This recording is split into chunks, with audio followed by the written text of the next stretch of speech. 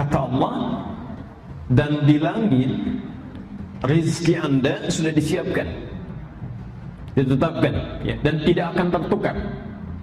Di langit rezeki kita sudah disiapkan, dituliskan, tidak akan tertukar, ya. Kalau sudah pintu langit dibuka, pintu bumi dibuka, sudah tidak ada kesulitan yang berarti dalam hidup, ya. Pintu langit keberkahan, pintu bumi kemudahan. Jadi kalau sudah pintu langit dan bumi dibuka oleh Allah, di mana lagi celah kesulitan yang bisa didapati? Mustahil.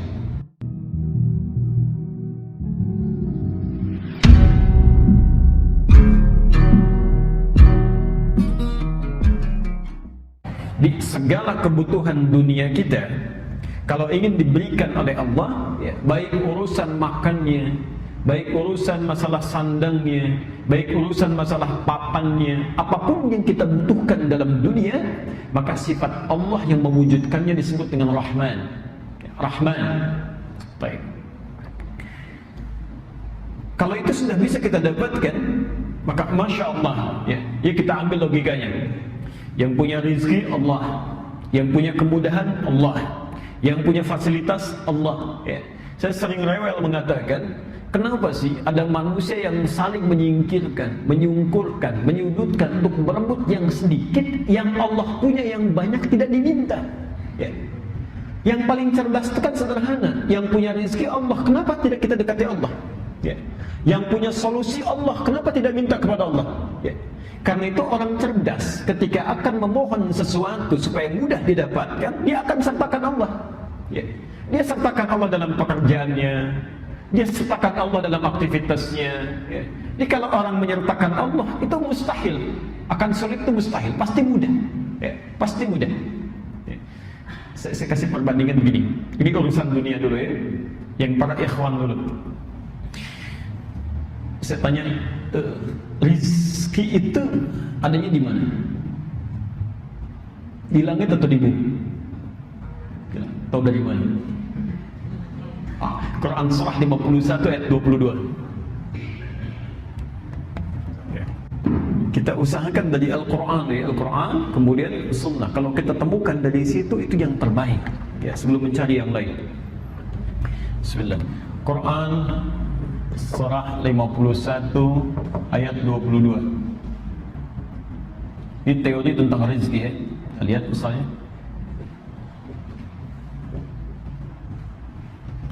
Wa fis samaa'i rizqukum wa ma tu'adun. Ya. Kata Allah, dan di langit rezeki Anda sudah disiapkan, ditetapkan, ya, dan tidak akan tertukar. Di langit rezeki kita sudah disiapkan, dituliskan, tidak akan tertukar, ya. Jadi mohon maaf kalau Allah sudah kasih statement tidak akan tertukar, jadi tidak ada kerjaan mengambil rezeki orang, ya. Jangan pernah mengharapkan rezeki orang lain, apalagi mengambilnya, itu tidak ada kerjaan. Karena rezeki kita sudah ditetapkan, ya. Ingat hukum pengambilan itu, ya. Ingat hukum pengambilan. Kalau ada hak orang lain diambil, maka seketika terasa menyenangkan, tapi yang diambil ini satu saat akan kembali, ya, akan kembali. Jadi kalau orang ngambil rezeki orang lain, cuma melelahkan diri saja, ngambil, ya kapan lagi akan dikembalikan? Ya, satu saat, entah besok, entah seminggu kemudian, entah sebulan kemudian, pasti akan kembali, ya. Jadi cuma melelahkan diri saja, ngambil sesuatu, berputar-putar, ujung-ujungnya balik lagi, ya. Jadi sudah, kalau sudah Allah berikan, jangan cari yang bukan milik kita. Wa ma tu'adun, dan dijanjikan kata Allah pasti diberikan. Rizki kamu sudah dituliskan di langit, dijanjikan diberikan, ya. Rizkinya di langit. Kita hidup di mana? Di bumi. Di bumi. Kita hidup di bumi, rizkinya di langit. Masya Allah. Kita bertanya, ya Allah, bagaimana seperti ini? Kami hidupnya di bumi, rizkinya di langit. Gimana ngambilnya? Maka Allah turunkan sifat keadilannya, ya. Diturunkan rizkinya ke bumi, disediakan untuk kita mudah mengambilnya. Quran surah kedua Al-Baqarah ayat 29. Dijawab di Quran surah kedua ayat 29. Karena kita tinggal di bumi, maka turun ayat, saya agak cepat, huwallazi khalaqalakum ma fil ardi jami'an. Rizki yang di langit ini kami turunkan ke bumi, maka Allah menciptakan segala hal di bumi untuk memenuhi kehidupan kita. Ya. Dialah Allah yang menjadikan segala hal di bumi lakum untuk kalian. Apa saja ya, bisa kita dapati. Ya. Pelan-pelan rizkinya di langit diturunkan ke bumi. Bumi luas atau sempit? Luas. Baik ya. Antum tinggalnya di Kelapa Gading, tapi rizkinya turunnya di Palembang misalnya, kan harus nyari ke sana tuh. Ya. Jangankan ke Palembang, kalau rizkinya turun di Sunter saja kita mesti bergerak. Ya. Karena itu turun perintah dari Allah, karena tidak semua rizki yang turun itu langsung menimpa kita. Ya. Barangkali tempat niaga harus memerlukan usaha untuk bergerak. Ya. Karena itu turun ayat Quran surah kedua Al-Baqarah ayat 168. Ya. Kita diminta untuk berusaha untuk mengambilnya. Ya ayyuhan nasu, hei manusia, kulu mimma fil ardi halalan thayyiban. Silahkan kamu berusaha untuk mendapatkan rizkimu, ya. Untuk makanmu, untuk minummu, untuk segalanya, ya. Dengan cara yang halal dan baik. Halal plus thayyib. Pelan-pelan. Halalan thayyiban. Perhatikan rumusnya sini. Di rizki itu tidak cukup dengan diharap-harap, tapi menuntut usaha untuk meraihnya. Tapi yang menarik, bahasa Quran ketika meminta manusia mencari rizki itu membuat hukum umum universal. Ya, tidak mengikat akidah. Hukumnya mesti dicari dengan halal, legal. Ya. Tidak boleh mencuri, merampok dan sebagainya. Hati-hati. Karena hukumnya sifatnya umum mengikat bagi manusia, maka manusia agama apapun, kepercayaan apapun yang melanggar dua ketentuan ini pasti mendapatkan konsekuensi dari kehidupan dunianya, diproses juga. Misal ada seorang muslim mencuri misalnya, menempuh mencari rezeki dengan cara yang tidak halal, tentu akan ditempuh juga melalui hukum dunia. Ya. Jadi tidak akan dibedakan. Mau orang Islam, mau non muslim, begitu mendapatkan mencari rezekinya dengan cara yang tidak halal, maka diluruskan juga. Ya. Saya belum pernah mendengar ada polisi misalnya ketika menangkap pencuri ditanya dulu, Bapak agamanya apa? Gak mungkin. Ya. Oh Islam Pak, oh kalau gitu gak usah ditangkap, dikasih tausiah saja, gak bisa. Mau Islam, mau non muslim, begitu salah ya sudah proses, selesaikan, hukum umum. Yang menarik bukan itu. Kita agak percepat. Ketika ada seseorang mencari rezeki bismillah dengan imannya, ya, dengan keyakinannya, ya. Ada orang bertanya kepada Allah, ya Allah, kami minta keadilan. Ya. Ada non-muslim, dia tidak sholat, dia tidak puasa, dia tidak zakat, masa bisa mendapat kemudahan dalam mencari rezekinya?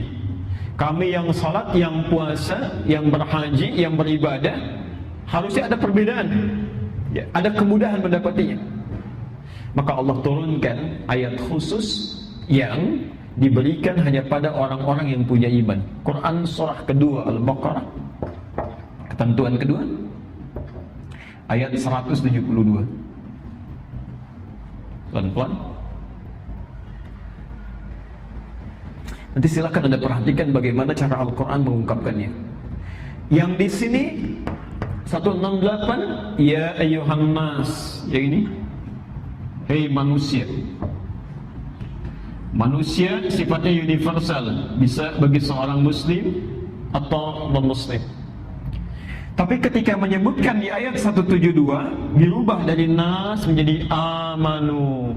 Ya ayyuhalladzina amanu. Pelan-pelan. Kalau sudah amanu, berarti hanya mengikat orang yang beriman saja. Orang Islam tidak di luarnya. Sekarang lihat ayatnya. Ya ayyuhalladzina amanu kulu. Di sini ada kulu, di sini ada kulu. Tapi yang hebat di sini mimma fil ardi halalan thayyiban, yang di sini kalimat halalnya dibuang. Kulu min thayyibati ma razaqnakum, halalnya dibuang, thayyibnya dijamakkan, thayyibat. Masyaallah. Ma razaqnakum.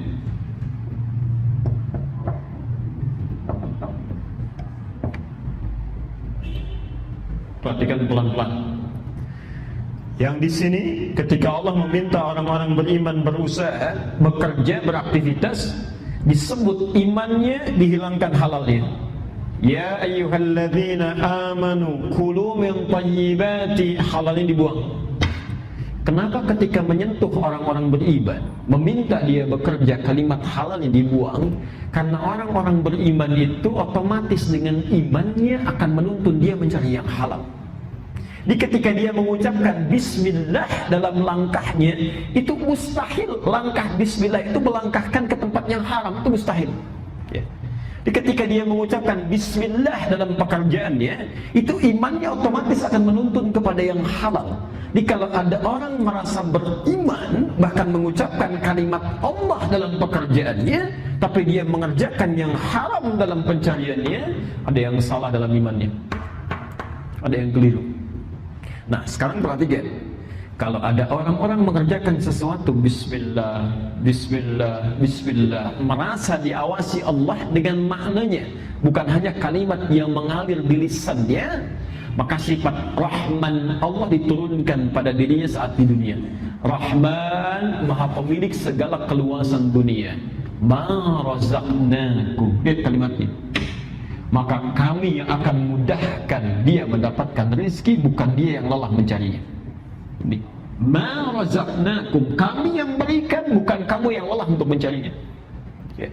Jadi kalau kita mencoba untuk meningkatkan iman kepada Allah Subhanahu wa taala, kemudian diterapkan dalam aktivitas kehidupan, makan bismillah, minum bismillah, merawat anak bismillah, bekerja bismillah, maka Allah akan berikan naungan dalam kehidupan kita yang tidak akan pernah diberikan pada orang-orang yang tidak bismillah dalam kehidupannya.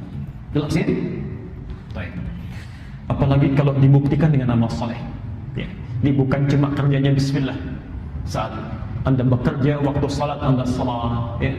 Waktu kemudian Anda baca Quran, Anda baca. Apalagi kalau misalnya Anda melakukan amalan yang tidak dikerjakan oleh manusia umumnya. Malam orang tidur, Anda bangun. Malam orang siang orang makan, Anda puasa. Ya. Mendapatkan istirahat, orang lain baca Quran, Anda baca Quran. Masya Allah. Jika iman disandingkan dengan takwa, maka yang terjadi luar biasa dahsyatnya. Quran surah ke-7 Al-A'raf ayat 96. Lihat keajaiban yang terjadi. Quran surah 7 ayat 96. Walau anna ahlal qura amanu wattaqau, please takwa. La haula wala quwwata illa billah. Ini iman saja plus iman, kerja plus iman, beraktivitas plus iman, itu akan memudahkan rezeki yang diturunkan oleh Allah kepada kita, mudah. Apalagi rumus Qur'annya surah 7 ayat 96. Kalau kita tambah imannya plus takwa, insyaallah bekerja, salat tidak tertinggal. Orang dipanggil salat fardu masih terlambat-lambat. Antum kehilangan salat sunnah, gelisahnya luar biasa. Takwa, antum tambah takwa. Ya, alhamdulillah. Perhatikan kalimat Qur'annya. La fatahna 'alaihim barakatim minas samai wal ard. Pasti kami bukakan pintu keberkahan rezeki baik dari langit ataupun dari bumi. Ya. Kalau sudah pintu langit dibuka, pintu bumi dibuka, sudah tidak ada kesulitan yang berarti dalam hidup. Okay. Pintu langit keberkahan, pintu bumi kemudahan. Jadi kalau sudah pintu langit dan bumi dibuka oleh Allah, di mana lagi celah kesulitan yang bisa didapati? Mustahil. Ya. Karena itu orang yang bismillah dalam setiap aktivitasnya pasti mendapatkan rahmat Allah dalam kehidupannya. Coba nanti antum sesekali, yang ikhwan terutama ya, baca sirahnya sahabat-sahabat Nabi, terutama yang kalangan pengusaha Pak. Ya. Misal Abdurrahman bin Auf, Uthman bin Affan dan yang lainnya. Kalau punya kitabnya An-Nawawi itu yang At-Tibyan ya, coba dilihat yang kitab aslinya itu halaman 47 itu ya. Posisinya sebelah kiri itu paragraf ke-3 itu bagi 1 sampai dengan 7. Ada kalau kitab terbitan Darul Ilmiah yang coklat itu paragraf yang kedua, bisa dilihat. Itu ibu ternyata yang diharap-harap oleh mereka dalam aktivitasnya itu mereka pengusaha yang sangat sukses Pak ya. Di pekerjaannya luar biasa, pada keluar masuk Madinah. Tapi hebatnya, yuk kalau anda ingin lukiskan kekayaannya, itu Abdurrahman bin Auf kapaknya saja terbuat dari emas. Kapaknya saja terbuat dari emas. Tapi yang mereka tunggu-tunggu ternyata itu bukan peningkatan dunianya, bismillahnya itu ya. Yang mereka tunggu kapan ketemu dengan Allah dalam sholatnya, kapan punya kesempatan baca Qur'annya, kapan punya kesempatan zikirnya.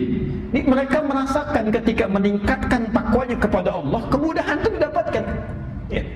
Anda bisa nggak bayangkan, ada pengusaha sukses, waktunya padat luar biasa, jangankan terlambat yang fardu ya, terlambat yang sunnah saja hatinya gelisah ya. Masih bisa menunaikan tahajud sampai khatam Quran, bisa tidak terbayangkan itu ya. Kesibukan dalam kehidupannya tidak mengganggu mereka menunaikan tahajud sampai khatam Quran. Itu yang ditunggu-tunggu ya. Itu terhubung dengan Allahnya itu. Jadi kalau sudah mendapatkan dunia, kalimat bismillah itu juga dengan seketika menjadikan aktivitas dunia ini menjadi ibadah dalam pandangan Allah Subhanahu wa taala. Jadi ketika Anda minum bismillah, merasa diawasi Allah dan tidak sembarangan minuman ini diminum, maka Allah turunkan keberkahan dalam minuman ini. Saat yang bersamaan ketika Anda minum, sifat air menghilangkan haus ya, bismillah menjadikan apa yang kita minum menjadi pahala di sisi Allah Subhanahu wa taala. Plus bekal akhirat. Ya, plus bukan akhiratnya.